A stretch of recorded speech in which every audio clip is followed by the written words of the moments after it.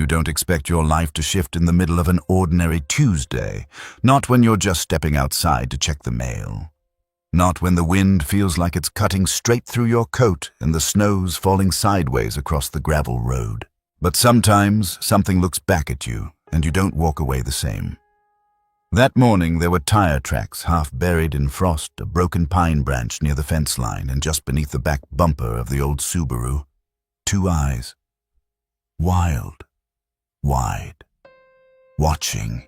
You'd think it was a dream seeing a bobcat baby curled up in the cold, too small to belong out here, too still to be okay. But this isn't a dream. And what happened next wasn't part of any plan. It began with a choice, and it turned into something no one, especially not Elaine, could have predicted. If you've ever believed that wild animals and human hearts don't belong together, you may want to stay with us a little longer because of this story. It's going to change the way you look at both. Elaine didn't go out early much anymore. The house had become quieter since Dennis passed quiet in a way that didn't invite movement. She'd always been a morning person when he was around. They used to take coffee out to the porch and talk about the hawks nesting in the neighbor's tree or the deer trail behind the barn. These days she usually waited until late morning, until the frost had softened. But that Tuesday was different. The power had flickered overnight and the forecast warned of wind chills near zero. She stepped outside just after dawn, wrapped in a heavy coat, and headed toward the woodpile to restock the hearth. Her boots crunched over the hard-packed snow.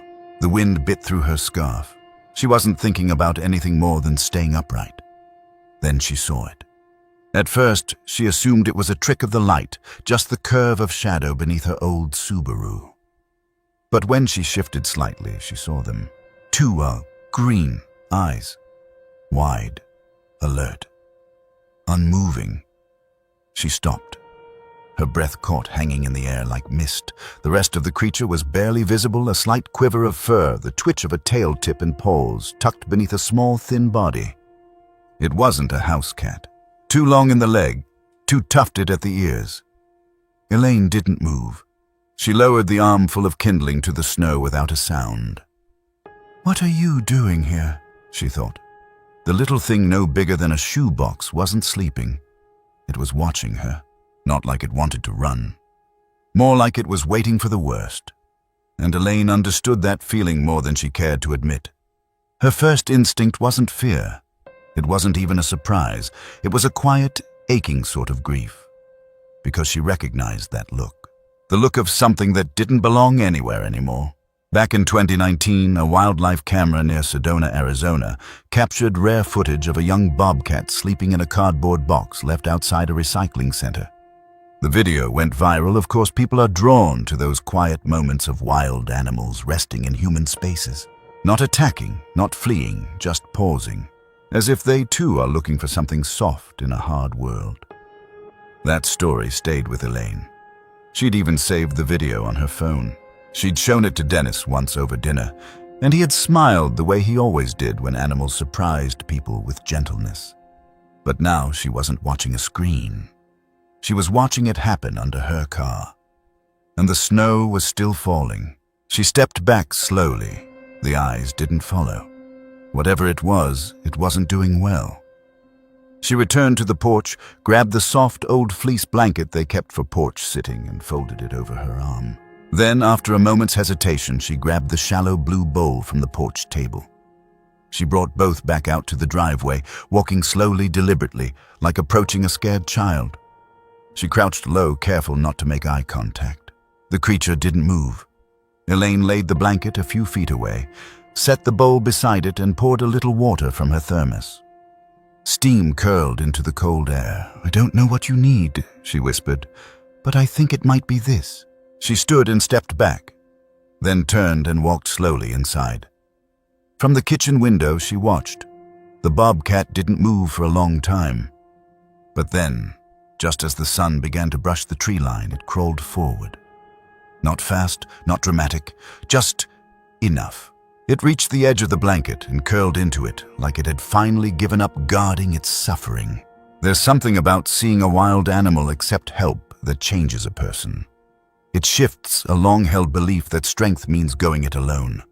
That instinct means rejecting connection. But here was this young, fragile creature, something we're taught to fear, tucking its head into a fleece blanket because it was tired. And because somewhere, something in it still trusted the idea of warmth. Elaine didn't cry. Not then. But something inside her turned. She didn't know what the rules were. She didn't know if it would survive the night. She didn't even know if she should have gotten involved. But she knew this. She couldn't pretend she hadn't seen it. In the wildlife rehab community, there's an unspoken line between observation and intervention. You don't interfere unless necessary. You don't touch. You don't name. But when the lines are blurry, when the animal is young, alone freezing, sometimes the rules bend. Sometimes doing the right thing looks different than doing the legal thing. That's why Elaine made 2 calls that afternoon. One to Montana Fish, Wildlife and Parks to report the animal, and another to a local wildlife rehabber named Sandy, who sometimes consulted for the county. Sandy couldn't come until the next day. If she's moving and not bleeding, just let her rest, Sandy advised. Put out water. Something soft. No food yet. Don't touch her. Elaine nodded, though the phone had already gone silent. She didn't sleep much that night. She sat by the kitchen window with the porch light left on and a small fire in the stove. Every hour or so, she slipped on boots and coat and stepped out to look. The little body stayed curled. Sometimes she saw it breathe. Once she swore it turned its head to glance at her, but maybe that was just hope playing tricks. The wind howled. She stayed up past 2 a.m., not because she thought she'd make a difference, just by sitting there. But if the little creature didn't survive, she didn't want it to be alone. Montana winter mornings often are too cold for birds, too early for snowplows. Elaine wrapped herself in layers and stepped outside her boots, crunching against the ice. The bobcat was still there. She was still breathing, and she had pulled the edge of the blanket around her with one paw. Elaine smiled without meaning to. "I think we made it," she whispered. Then she walked back inside and made coffee for the first time in weeks. That morning, as the sun climbed higher, Elaine took out her notebook. The one Dennis had given her before he passed, the one she hadn't touched since his funeral. She flipped to a clean page and wrote a single sentence. "Something is waiting under the car, and it's not just the bobcat." She didn't know what it meant yet, but it felt important. Like maybe this wasn't only about wildlife rescue.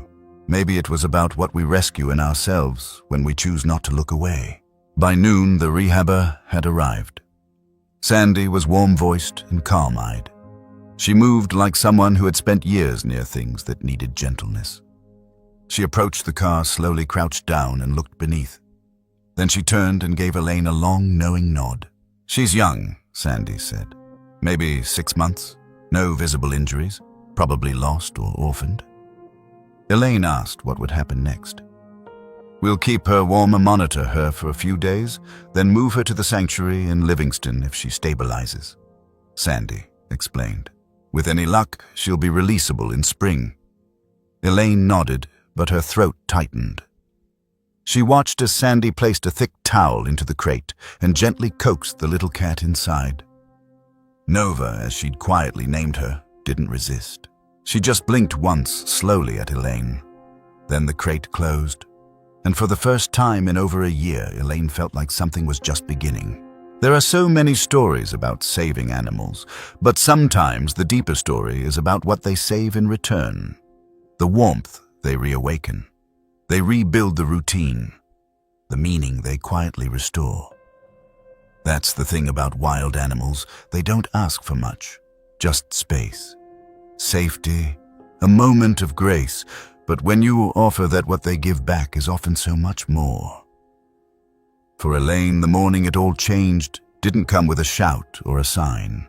It came with the sound of silence and the sight of something soft huddled beneath steel.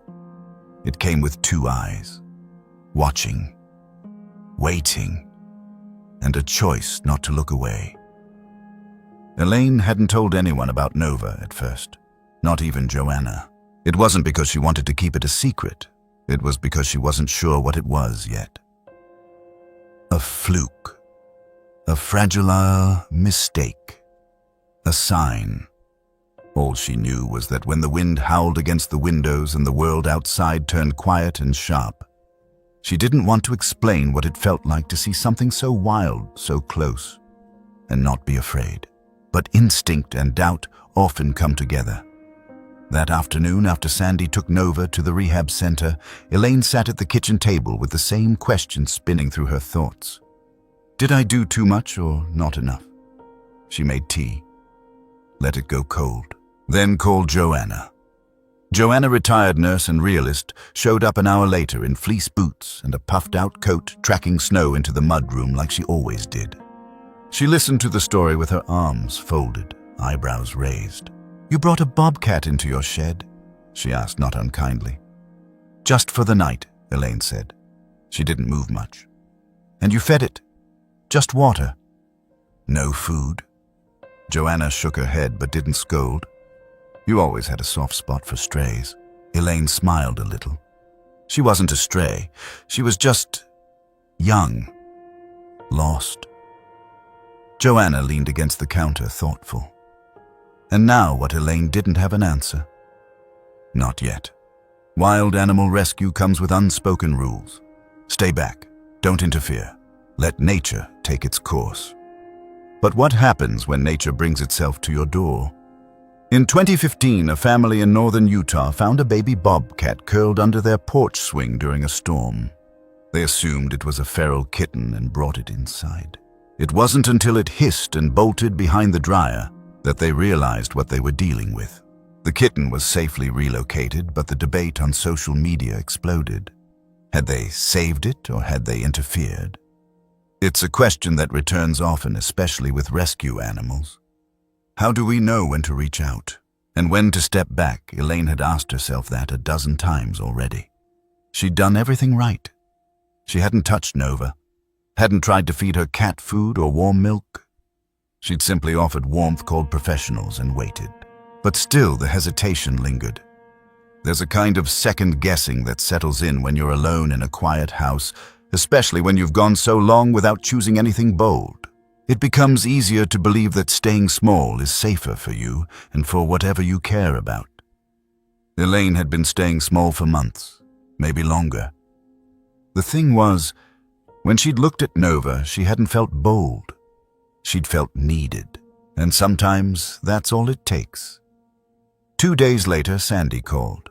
"She's stable," she said. "Eating. Alert. No frostbite.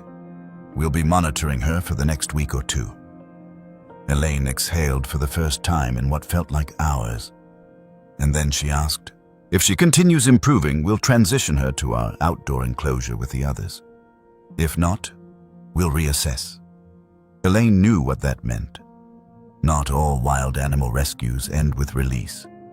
Injury, trauma, lack of hunting instinct, some animals don't bounce back. But Sandy's tone was calm, hopeful. "She's a fighter," she said. "Thanks for stepping in." Elaine paused. "I almost didn't." "Well," Sandy said gently, "sometimes instinct and hesitation walk together. That's human. It's what you do after the pause that counts." That night, Elaine opened the box of old wildlife books Dennis had collected over the years. Field guides, sketchbooks, notes scribbled in pencil. In one, she found a hand-drawn map of their backyard, the trails deer used, the branches owls preferred. At the top, he'd written, "It's all connected if you look long enough." She traced the lines with her finger, her chest tight. Dennis would have known what to do. He wouldn't have hesitated. He would have whispered, "Easy, little one," and crouched slowly, patiently, hands soft like river water. He always said wild animals could smell your story. She wondered what Nova had smelled on her. Grief, kindness, loneliness. Whatever it was, the bobcat hadn't run. The next morning, she opened the porch door without thinking, half expecting to see those green eyes watching from under the car. Again, of course it was empty now, but her eyes lingered on the spot. The blanket still lay there, wind-drifted and pale. She walked out, shook it gently, and folded it with both hands. Then she set it back down. Not because she expected Nova to return, but because something inside her had. Over the following week, Elaine became a little more herself. She cooked real meals, went for short walks with her scarf pulled tight and her boots creaking through snow. She even cleaned out the shed. And though she didn't say it out loud, she left a small corner untouched just in case. One evening, as she watched a video of Nova that Sandy had texted blurry footage of her eating from a dish tail flicking slightly, Elaine felt something surprising stir in her chest. Not relief, not pride, but joy. Small, warm joy, like a pilot light turning on. There's a quiet lesson in reaching out when you're unsure.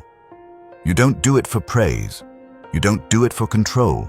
You do it because connection doesn't always come dressed in clarity. Sometimes it comes shivering and silent under your car.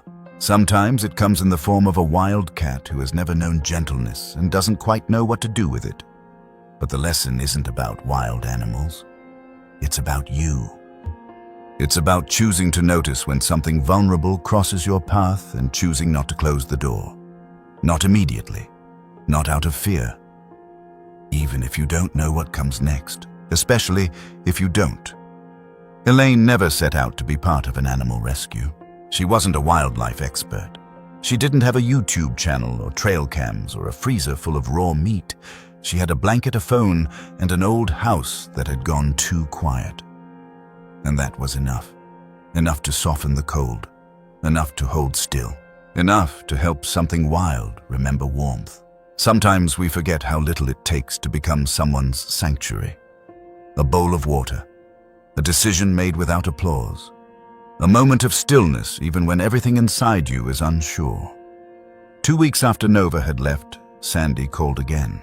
"She's improving faster than expected," she said. "Might be ready for transfer to the open enclosure soon." Elaine smiled.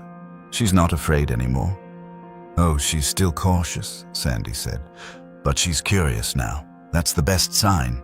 Elaine looked out the window toward the spot where the Bobcat had first appeared. The snow was melting, leaving behind patches of mud and gravel. "She'll be okay," Sandy added. Elaine whispered, "I think I will too." That evening, Joanna came by with blueberry muffins and a pile of old gardening catalogs.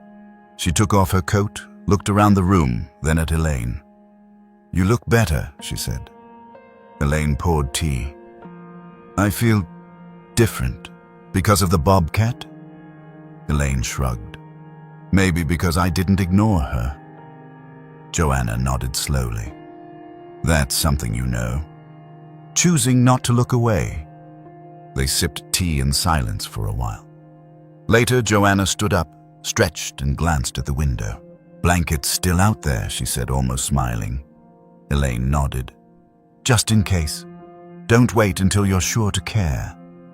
Sometimes the caring is the clarity. Sometimes reaching out is the healing, even if it's one cold paw print at a time. Elaine hadn't meant to keep the box. It was one of those leftover moving boxes, the thick kind with flaps that never folded quite right, and faded Sharpie scribbles from a long-forgotten storage run. She'd used it to carry canned goods back from the food bank when the community had hosted donation week last winter. Now it sat in the center of her garden shed, lined with 2 folded towels, a shallow bowl of water, and one side carefully cut out so the little Bobcat could enter without feeling trapped. She'd placed it there on instinct. Not as a plan, not as a solution, just as an invitation. Earlier that evening, after Sandy had left and Nova had been checked and released back into Elaine's care temporarily, just for one night, just until the sanctuary could prepare a space, Elaine stood in her yard, holding a small carrier and 1,000 thoughts. "I'm not a rescuer," she'd whispered. But the wind had been cold, and Nova had curled tighter in the corner of the crate, shivering but silent. So Elaine opened the shed, laid the blanket down, and let the wild in. There's something strange about sharing space with a wild animal. Even when there's a wall between you, even when you're doing everything right. The shed wasn't insulated, but it held heat better than the wind-blown yard. Elaine set a space heater on low several feet from the box. She left a narrow crack in the door for airflow. She turned off the single bulb overhead, leaving the space dim quiet. She didn't expect gratitude. She didn't expect peace. She just didn't want Nova to feel hunted anymore. so she waited. From the kitchen window she watched, and from the shed, nothing moved. In 2021, a wildlife rescue team in Colorado reported that cardboard boxes, when properly ventilated and placed in secure areas, were among the most effective short-term holding setups for young bobcats in transition. Their reasoning: the small enclosed spaces mimic dens. They signal safety, not confinement. Elaine didn't know that at the time, but something inside her had remembered what it felt like to want a small space to breathe where no one needed anything and no one asked questions. The box wasn't just for Nova. It was in a quiet way for her, too. That night, Elaine kept the back porch light on. The glow reached just far enough to illuminate the corner of the shed.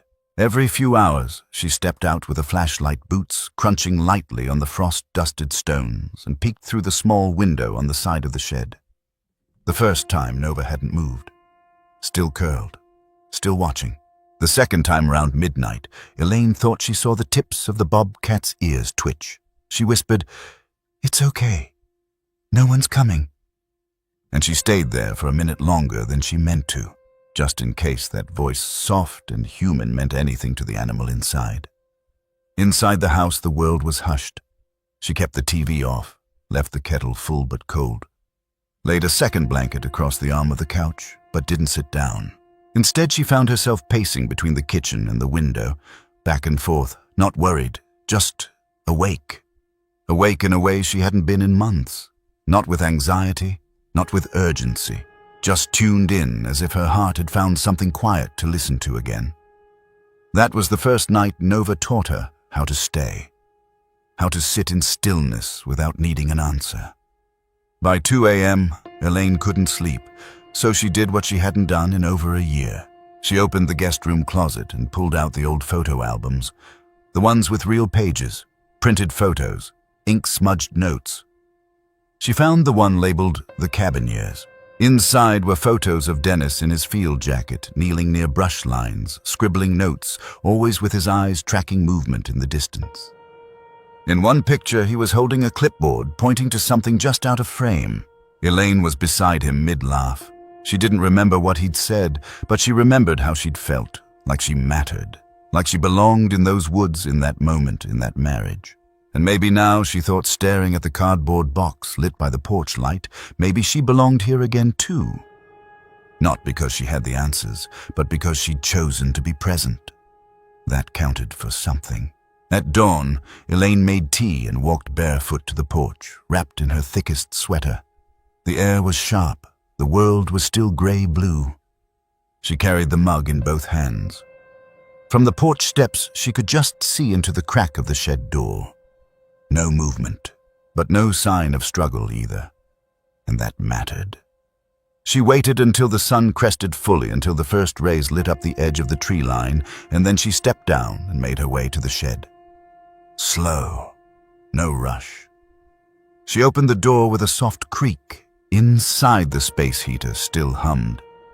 And Nova was sleeping. Not curled in a tight defensive ball, but stretched slightly, one paw across the towel, one ear, flicking in rhythm with her breath. Elaine didn't speak. She didn't move closer. She just stood in the doorway and smiled. Because this was a beginning, not a solution, not a rescue, just a beginning. Sometimes a box isn't just a box. Sometimes it's the space between fear and trust, between fight and rest, between being wild and being safe. Elaine would never forget that first night. Not because of what she did, but because of what she didn't do. She didn't force closeness. She didn't demand trust. She didn't try to fix something she didn't fully understand. She just offered space. And that made all the difference. That week, Elaine told Joanna the full story. About the heater, the box, the pacing at 2 a.m. Joanna raised an eyebrow. "You sure you didn't imprint on her?" Elaine laughed. "If I did, I'm not sorry." Joanna handed her a thermos of soup. "You're braver than you think." Elaine shook her head. "Not brave, just awake." Joanna smiled. "That's rarer." Later that evening, Sandy texted her an update. Nova had adjusted well to the sanctuary pen. She was eating on her own. Skittish but observant, no sign of infection. Strong vitals. "She's got a shot at release," Sandy wrote. Elaine stared at the words for a long time. A shot at release. Wasn't that what we all wanted? Not a perfect ending, just a real chance at freedom, at recovery, at being who we were meant to be after the damage, after the winter, after the pause. In rural parts of the U.S., foster setups like Elaine's temporary overnight holds for injured wild animals are more common than most people realize. Game wardens and sanctuaries often rely on community members to be that first point of safety. From Maine to Montana, ordinary porches, sheds, even back seats of pickup trucks have become makeshift shelters for creatures caught between worlds. And behind each one of those stories is someone like Elaine. Someone who chose to say yes. Someone who didn't wait for credentials. Someone who looked at something small and trembling and said, "You can stay here tonight." Healing doesn't start with the perfect environment. It starts with the willingness to hold space without control, without fear, without needing to rush it, even if that space is just a worn cardboard box. Even if the creature inside never says thank you. Because some bridges don't need to be built with words. Just intention. And just enough light to see the edges. Nova didn't trust easily. That much was clear from the beginning. Even after the move to the outdoor enclosure at the wildlife sanctuary, even with Sandy's soft voice and careful hands, Nova kept her distance. She didn't lash out, didn't hide, but she watched, always, measured quiet withholding. Elaine understood that kind of watchfulness. It reminded her of how she'd spent the last few months hovering on the edges of things. Answering phone calls, she didn't feel attending dinners where her heart stayed home. Smiling without really meaning it. She wasn't closed off, just cautious. Like trust would cost her something she wasn't ready to give. And now, here was Nova mirroring that same rhythm. Sandy called it the slow thaw. She said most rescue animals had their internal clocks. You can't rush healing, she'd told Elaine one day. Not theirs, not yours. So they let time do its work. Elaine began visiting the sanctuary once a week.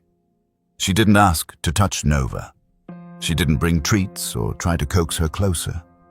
She just sat on the bench outside the fence, gloved hands, folded thermos of tea in her lap. Sometimes Nova stayed in the back corner. Sometimes she paced along the perimeter. And sometimes, on the better days, she watched Elaine. Ears tilted, eyes alert, breathing steadily. Not approaching, not fleeing, just watching, and for a while that was enough. In wildlife rehab, they call this phase mutual neutrality. It's when the animal no longer views you as a threat, but not yet as safe either. You're just present, consistently. And for many wild animals, especially young ones like Bobcat kittens, that's a major milestone. Trust doesn't always begin with closeness. It often begins with consistency. Elaine didn't read books about wild animal behavior. She didn't study charts or take notes. She just followed her gut. If Nova was too tense one day, she shortened her visit. If Nova paced, Elaine sat lower, relaxed. Her shoulders spoke softly, or not at all. She adjusted gently, and Nova noticed. Each visit became its quiet dance, an unchoreographed pattern of patience and proximity. Two souls moving at the speed of breath. One Tuesday in March, a light snow began to fall during Elaine's visit. She stayed longer than usual, sipping tea as flakes dusted her coat. Nova stayed near the front of the enclosure, close to the fence head, slightly tilted. Elaine smiled, said nothing. Then, slowly Nova lay down. Not curled tightly, but stretched body low and quiet. Elaine didn't move. But something shifted. For the first time, it didn't feel like Nova was letting her stay. It felt like Nova was staying too, and that small difference cracked something open in Elaine's chest. She didn't cry, but her hands trembled a little when she put the thermos down. There's a story from rural Oregon about a boy who rescued an injured barn owl.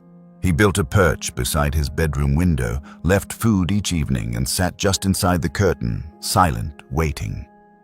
It took weeks before the owl returned regularly, months before it stayed long enough to rest.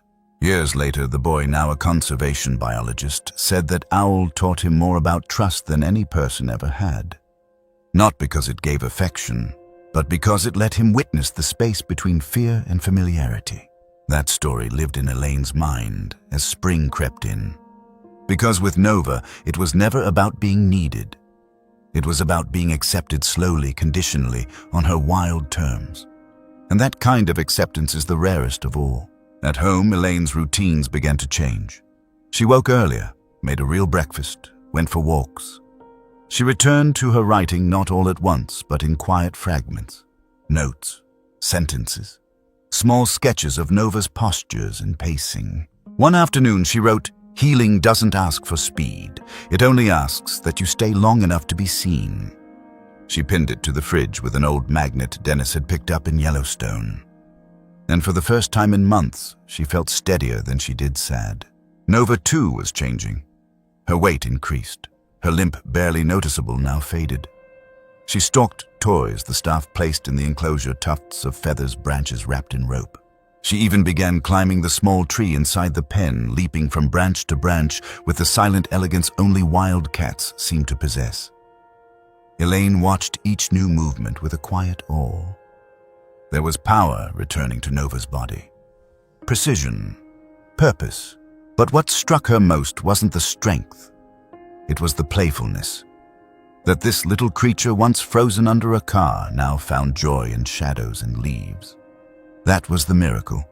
Not survival, but curiosity. Elaine began filming short clips of her visits, just a few seconds each. A glance, a stretch, a tail flick. She stitched them together on her laptop and posted a short video online, thinking maybe some of her old friends would enjoy it. She titled it, "From Frost to Freedom, the Quiet Recovery of a Wild Soul." She muted the sound. Let the images speak. By the next morning, it had been shared over 20,000 times. People from across the country left comments. This made me cry in the best way. I've been struggling with grief. Watching her move again gave me hope. Thank you for showing that healing doesn't have to be loud. Elaine sat at her kitchen table, reading each message, stunned. She hadn't realized just how many people needed this story. And maybe, just maybe, she'd needed them too. Healing isn't something we force. It's something we offer space for, whether it's a bobcat baby finding her strength again or a woman rediscovering her rhythm. The path forward is the same time. Trust. Gentleness. Not toward results, but toward connection. One morning in early April, Elaine arrived at the sanctuary just after sunrise. The air was crisp, the light gold. As she approached the enclosure, Nova was already near the fence. This time she didn't just watch Elaine. She stood, walked, came close. Close enough that their eyes met through the mesh. Elaine didn't reach forward, but she knelt slowly, waited. Nova lowered her head slightly. A blink, that slow feline blink of understanding. Then she turned and walked away. But not far. Just enough to say, "I see you. I remember." That was the moment Elaine knew she wasn't alone anymore. Not just in the sanctuary, but in her life. The ache hadn't disappeared, but something had taken root alongside it. A new rhythm, a new purpose, a new kind of companionship not based on ownership or words or certainty, but on presence. Wild, mutual, sacred. Wild animal companionship, especially with rescue animals, reminds us of something we often forget in a world that rushes to fix everything. Not all love looks like closeness. Sometimes love is watching without interfering. Sometimes it's showing up without needing anything back. And sometimes it's waiting in the same place long enough for someone to recognize you as safe. That's what Nova gave Elaine. Not affection, but recognition. And for Elaine, that was everything. The first time Nova followed her, Elaine thought it was a coincidence. She'd just finished sweeping the porch, left the broom leaning against the wall, and walked toward the tree line to clip back a low-hanging branch. The air still held the bite of early spring, but the earth had begun to soften underfoot. As she bent to tie the cuttings into a bundle, she heard the crunch of gravel behind her. Not loud, not frantic, just the gentle, deliberate step of something light but certain. She turned her head. There, at the edge of the property line, stood Nova. She wasn't in the enclosure anymore. She wasn't limping. She wasn't running. She was following. Elaine froze. Nova didn't flinch, just blinked slowly as if to say, "You can keep going. I'm just here." That moment, the stillness, the quiet, the absurd tenderness of it did something to Elaine. It pulled her fully into the present. She didn't speak, didn't call out. She simply turned back, resumed tying the branches, and let Nova sit quietly a few feet behind. They stayed that way for nearly half an hour, two creatures neither needing to explain themselves. It didn't happen every day. Some mornings, Nova didn't come at all.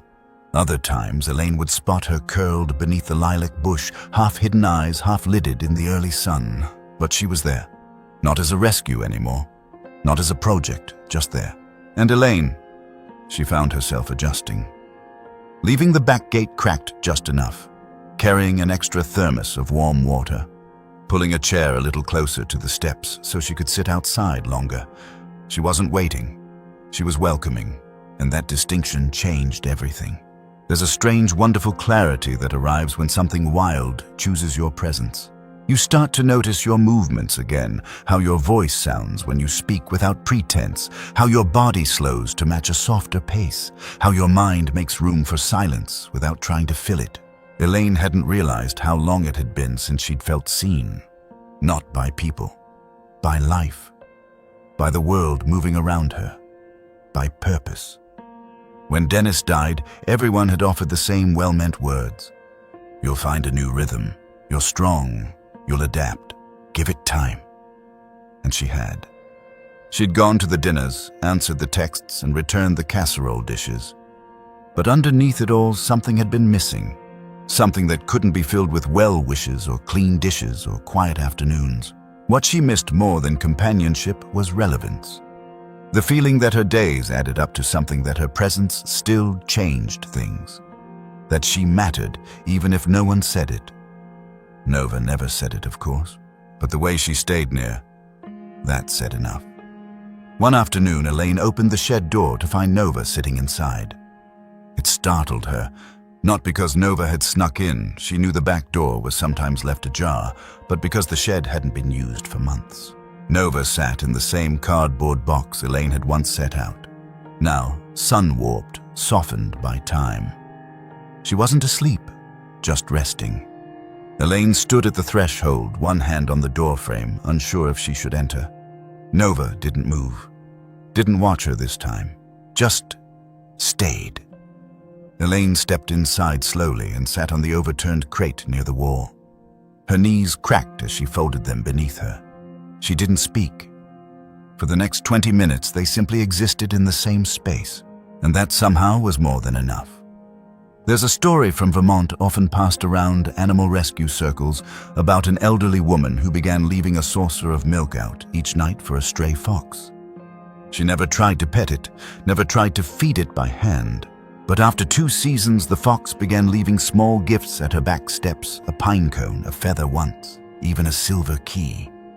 No one could explain the behavior, but the woman told her neighbor, "I think he's telling me I still have a place here." Elaine remembered that story often, because Nova never brought her gifts. But she brought presents, and that was the greater offering. One evening, Elaine found herself journaling on the porch. It had started as a way to keep track of Nova's habits, what times she came near, which paths she used, whether she responded to sound or motion. But the entries shifted quickly. They became reflections, observations, memories. Fragments of things she hadn't meant to forget, the way Dennis used to hum while chopping wood the time they found an injured hawk near the barn and sat up all night beside it just in case. And through those entries, something remarkable began to emerge. Elaine wasn't writing about Nova. She was writing with her, as if Nova's presence had become the prompt, the question. And Elaine, for the first time in a long while, had something real to say.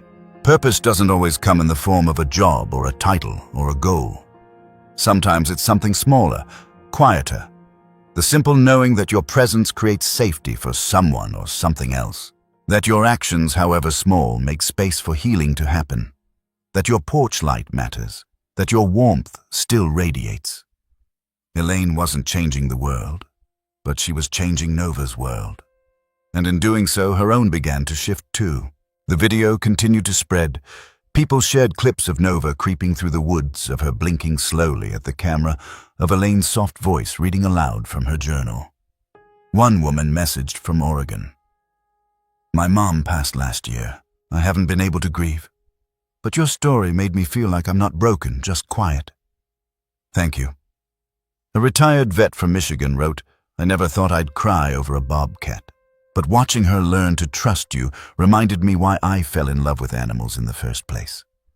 Elaine read every message, saved most of them, printed a few, and tucked them into the back of her notebook. Not for vanity, for validation. That what had started as instinct, placing a blanket on frozen ground, had become something more. Something others could step into too. The real surprise came one Sunday when a local journalist reached out. She'd seen the video, asked if she could write a feature for the regional conservation magazine. Elaine hesitated. She didn't want to be a story, but she also knew what it meant to share something that helped someone else feel seen. So she said yes. They sat on the porch for 2 hours, sipping warm cider Nova, circling at a distance.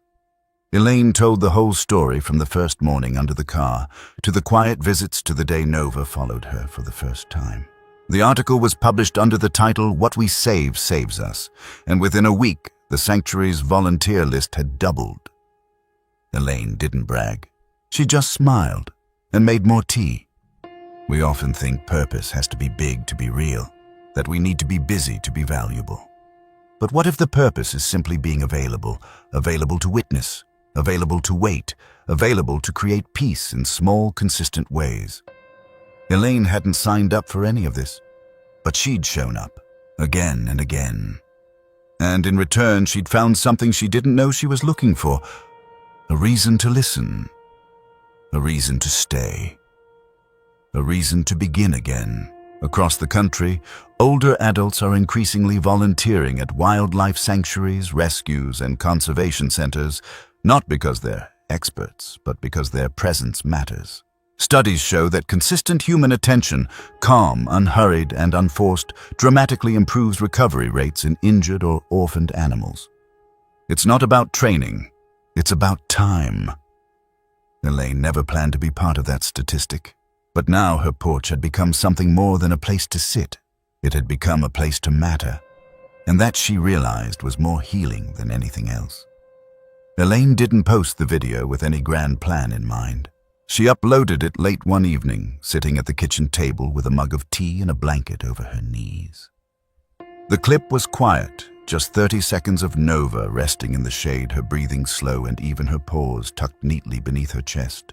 No narration, no music, no edits, just stillness framed by dappled light. She gave it a simple title, "A Second Chance for Someone Wild." She almost didn't share it at all, but something in her whispered, "Someone out there needs this." And so, with a deep breath and the soft click of a mouse, she posted. Then she closed the laptop and went to bed. By morning, the video had a few hundred views. By lunch, it was in the thousands.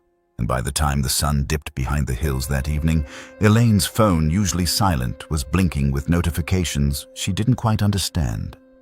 Shares, comments, messages. She opened the screen slowly, unsure of what she was walking into. But what she found wasn't noise. It was gratitude. People from across the country and eventually around the world had seen her video. They weren't just watching, they were feeling, and they were telling her why. This made me pause for the first time all week. Thank you. My sister just passed. Watching Nova breathe, I don't know, it helped. I forgot animals could be this peaceful, and one that stopped her entirely. I work in pediatric oncology. I showed this to a child in palliative care. She smiled, first time in days. Elaine put the phone down, slowly, Her hands trembled. She hadn't known this kind of stillness could travel. But now it was everywhere. The algorithm for once had done something right. The video was picked up by a small animal lovers group on Facebook, then by a wildlife nonprofit on Instagram. And within 48 hours, it landed on the front page of Reddit's Made Me Smile.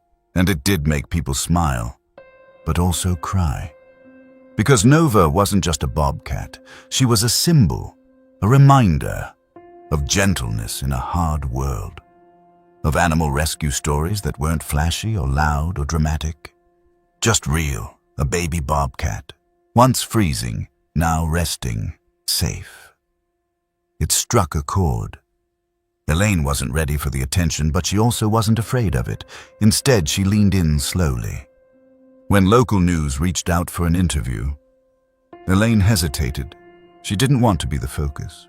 But the reporter, a woman named Sierra, said gently, "It's not about you. It's about what you did, what you chose to do, and why it matters now more than ever."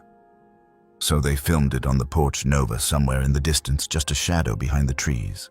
Elaine spoke softly, told the story simply. "I didn't save her," she said. "I just made room for her to rest." That line would become the headline, and it would be shared over 3 million times. Real-life viral stories about wild animal rescue aren't rare, but genuine ones are. In 2018, a video of a man freeing a raccoon trapped in a dumpster lid reached 7 million views in under a week. In 2020, a deer nuzzling a woman's hand during a snowstorm went viral with the caption, "Some things just need softness." But Elaine's story was different. It wasn't about a moment. It was about a relationship, built slowly, built quietly. And that depth is what drew people in. Because in a world saturated with cute animal videos, this one lingered. It didn't demand a reaction. It invited one. The messages continued. A nurse in Indiana wrote, "I play your video in the hospice wing before bed. It calms them." A grandmother in Maine wrote, "I lost my cat last winter. I haven't stopped crying until I saw Nova. She reminds me that things survive." A child from Tennessee mailed a drawing of Nova sitting in a field of stars. "She's magic," the child wrote. "She helps people breathe better." Elaine printed it and taped it to the fridge. Not because it was about her, but because it reminded her that quiet things have an impact too. We often think influence belongs to the loudest voice, the biggest moment, the flashiest rescue. But sometimes it belongs to the steady ones. The ones who stay, the ones who offer warmth instead of words, the ones who don't rush the wild out of a creature. Elaine hadn't gone viral by accident. She had gone honest. She shared not what she thought people wanted to see, but what she needed to remember. And people responded not to perfection, but to presence. To a bobcat baby simply breathing in the sun. To a woman sitting near the edge of her old life, not trying to fix it, just honoring it. That was the real rescue. The world is starving for sincerity. In a sea of curated content and fast-moving stories, something as soft as stillness can feel radical. Elaine didn't build an audience. She built a moment, and people stayed with it because it made them feel more human. That's the secret no algorithm can engineer. The quiet things, if you let them breathe, will teach people how to feel again.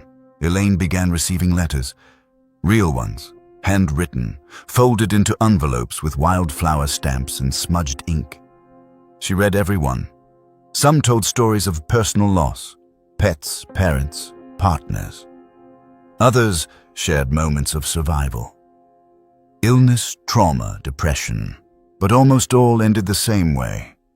"Thank you for helping me believe in gentleness again." She kept them in a shoebox beneath the bench on the porch. Sometimes, when the wind was too cold or the silence too thick, she'd take one out and reread it, just to remember that what she had done mattered. That Nova's quiet healing had rippled outward. That porch light had reached further than she could see. She didn't monetize the video, didn't open a Patreon, didn't start a channel. But she did start writing again, not for publication, not for the internet, just for herself. And maybe for Nova, because somewhere between the sharing and the silence, Elaine had found something she thought she'd lost: voice. Not loud, but real.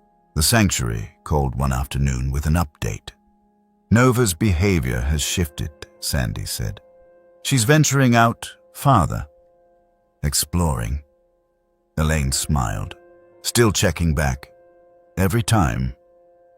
That's when Sandy added, "We think she's ready, not for full release, but for transitional freedom. She'll roam, stay close, decide," Elaine whispered, like she always has. That night, as twilight wrapped around the tree line, Nova appeared again, closer than she'd been in days. Elaine sat on the porch, feet tucked under her, reading one of the letters from the shoebox. Nova approached slowly, not cautious, just steady. She sat at the edge of the path and blinked. Elaine didn't speak.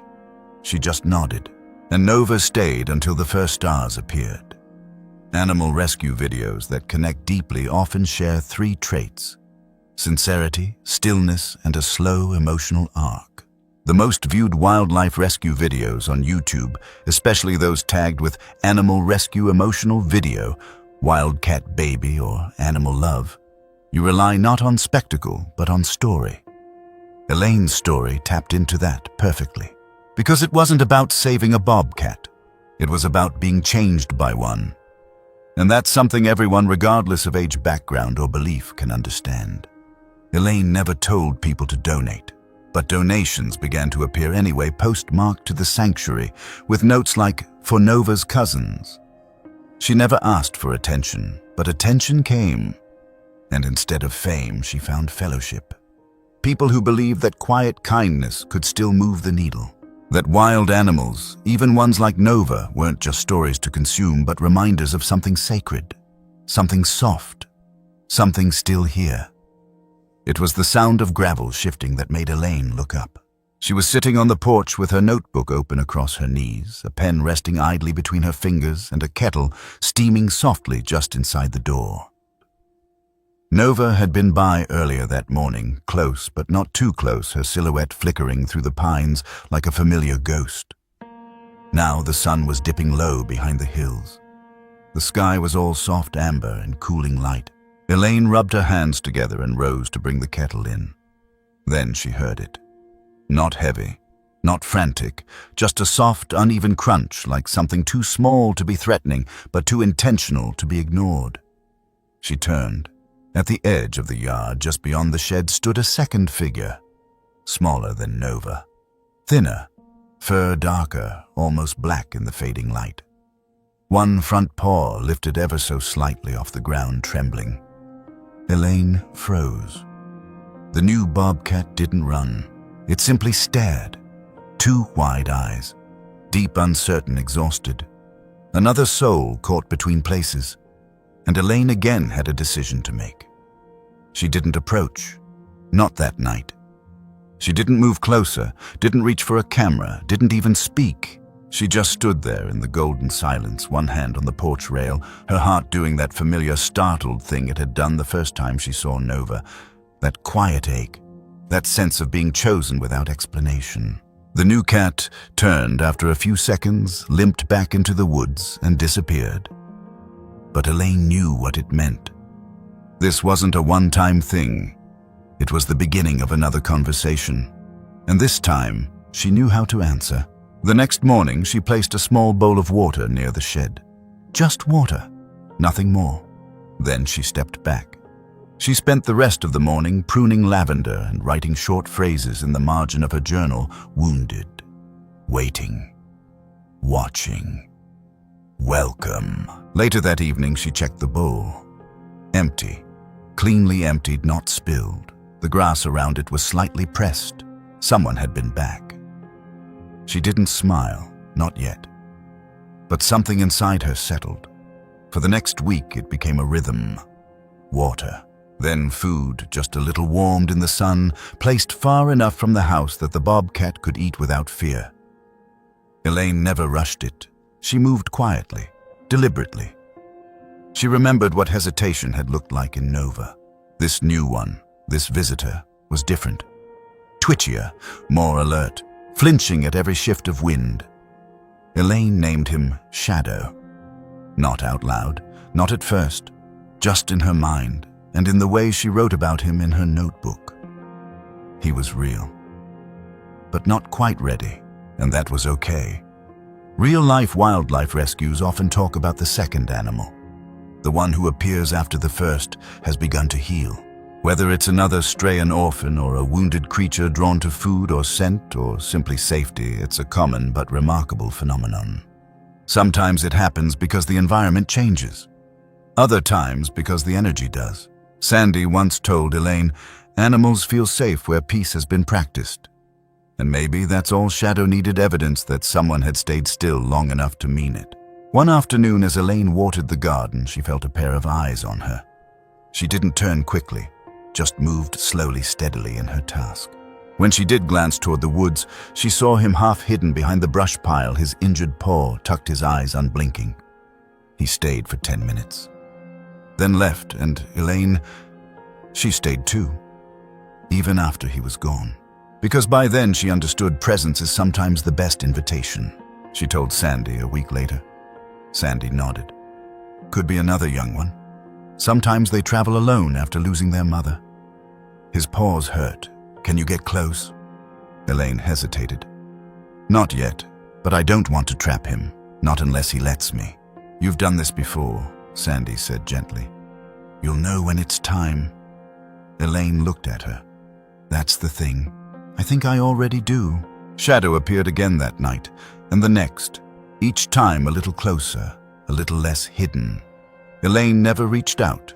She just sat, hands still, breathed quietly, body open. She let him decide. And slowly, almost imperceptibly, he began to believe in her stillness. One morning she left the porch door open just a few inches wider. Inside, Nova sat curled near the base of the bookshelf, her tail flicking softly against the wood floor. Shadow stood near the threshold, not inside, but not leaving. He looked at Nova, then at Elaine, then turned back to the woods. But he returned the next day, and the day after that. Each time he waited a little longer. Each time she said nothing. Just let him know he didn't have to be afraid. It's one thing to open the door once. It's another to open it again. Especially after you've already offered your heart to something wild and watched it walk away, or worse, disappear entirely. But courage isn't a single act. It's a practice, a rhythm of trust. And when you open the door again, you're not just inviting someone else in. You're proving to yourself that your gentleness isn't conditional, that your compassion wasn't a fluke, that you meant it the first time and still do now. Elaine began writing again. Not just about Nova, but about Shadow. And what it means to be the second soul in someone's story, how hard it is to arrive where healing has already begun. To wonder if there's still space for you, to test the silence, to question the welcome, but also to stay anyway. Because somewhere deep down, something in you knows there's room. The world praises the firsts, the pioneers, the starters, the rescuers who leap in with quick hands and bright lights. But not enough is said about the second arrivals. The ones who come late, the ones who hesitate, the ones who flinch. Not because they don't want love, but because they've never known what safety feels like. Shadow wasn't brave in the same way Nova had been, but he was brave in a quieter way. He showed up again and again, until showing up didn't feel so impossible. One night after a steady rain, Elaine stepped out and found him waiting by the garden bench. Soaked, shivering, limping a little more than usual. She didn't panic, she didn't reach. She simply opened the shed door slowly and stepped back. Shadow looked at her, then inside, then back at her. And after a long pause, he walked in. Elaine let out the breath she hadn't realized she'd been holding. She set down a dry towel, left a soft blanket folded in the corner, and quietly stepped back out. She didn't close the door, not fully. She just let the night decide what needed to happen next. In wild animal rehabilitation, the most successful foster scenarios happen when animals choose proximity, when the enclosure, the shelter, the corner of a porch becomes more than a trap. It becomes a choice. Shadow, like many wild cats in transitional rescue, never asked to be saved. He asked for a chance to decide for himself, and Elaine gave him that chance. By offering quiet, not control. By opening doors, not cages. By trusting that not all healing looks the same. In the days that followed, Shadow began to sleep near the heater. Not inside the house, but close. Close enough that Elaine could hear his breathing if she stood quietly at the door. Close enough that Nova no longer flinched when he approached. They weren't companions. Not yet. But they weren't strangers either. And in Elaine's world, that meant everything. Because once again her porch had made space for someone who had nowhere else to go. It wasn't the porch itself that changed, it was what it became. Wooden slats. A screen door. A bench that creaked when you leaned too far left. Those things hadn't changed in years. But somehow over a string of quiet mornings and uncertain evenings, the space had shifted. It had become a refuge. Not just for the wild ones who found it first like Nova or Shadow, but for everyone who walked through it on 4 legs or 2. For Elaine, for Maggie, for Mark, for the neighbors who dropped off towels and the strangers online who wrote messages like, "I didn't know how much I needed to see a bobcat heal until I saw this." That porch, once just a passage between inside and out, became a living pause button, a place where stories slowed down just long enough to let people feel again. And over time it taught Elaine what she'd forgotten. That stillness has power. That gentleness is active. That care is its kind of courage, especially when you offer it without knowing who's watching. The video of Nova curled against Maggie's leg while snow fell outside had gone viral weeks before Shadow ever limped into view. A 38-second clip. Just a child, a bobcat, and a moment of stillness that made the internet stop scrolling. Elaine hadn't planned it. She didn't even know Maggie had filmed it until her inbox was flooded. The emotional cat video was reposted on dozens of accounts. It trended under #BobcatRescue. It sparked threads about healing motherhood loss and finding softness in unexpected places. One woman in Montana wrote, "I watched it at 2 a.m. crying in my kitchen. It reminded me of my father's rescue dog. He never let anyone touch him until he did." Another in Germany wrote, "You saved something wild, and in doing that, saved something in me." Elaine read every message. And one night after Maggie was asleep and Mark had gone to bed, she sat on the porch and whispered, "They're not just staying for the story. They're staying for the hope." That's when she knew. This wasn't a one-time moment. This was a beginning. So when the shelter reached out asking if Elaine might consider short-term fostering, just a kitten, just a week, just until we find a space, she didn't hesitate. She cleared a spot near the radiator. She folded a towel into a makeshift bed. She placed a bowl of water beside it and opened the porch door just enough for a curiosity to wander in. The kitten arrived the next afternoon. Cream-colored, wide-eyed, too thin. She was terrified. Nova watched from a distance. Shadow hid, but Elaine... She sat on the floor, hands open, heart open, waiting. And by nightfall, the kitten named Pebble was curled beside her hip, trembling but no longer running. It was the beginning of something beautiful and hard, because letting love in always is. In wildlife rehab, in cat adoption circles, in real-life animal rescue, it's well known that fostering is both a blessing and a heartbreak. You become the bridge. You carry the wounded from isolation to belonging, and then you let them go. Elaine fostered 4 more animals that season. Pebble, then Fern, then a bonded pair named Junebug and Milo. Each one brought something different. Fern refused to eat unless Maggie was nearby. Junebug stole pens. Milo chirped at shadows. When they left, the house felt emptier, but not less, because their absence meant they had found a place to stay for real, a forever place. Elaine cried each time, and still said yes again. That's the quiet truth of a porch sanctuary. It's built on the knowledge that holding and releasing are 2 sides of the same love. The impact began to ripple in ways Elaine hadn't expected. One neighbor offered to build a second shelf by the porch window just for sun naps. Another brought over hand-sewn blankets. Someone from across town dropped off bags of food and a handwritten card. for whoever comes next. Because I saw what you did. The local shelter invited Elaine to speak at a small adoption event. Not about policy, not about stats, but about hearts. About what it feels like to love something you can't keep. About the patience it takes to let someone come close on their terms. Elaine stood under a string of paper lanterns, held up a picture of Nova from her first winter, and said, "I used to think rescue was about pulling animals from danger. But sometimes it's about giving them time to walk out on their own. We can be the porch, not the net." Someone clapped. Someone cried. Someone whispered, "I want to be that too." And just like that, a story became a seed. The idea of a healing porch may sound poetic, but its value is deeply practical, especially in real-life animal rescue.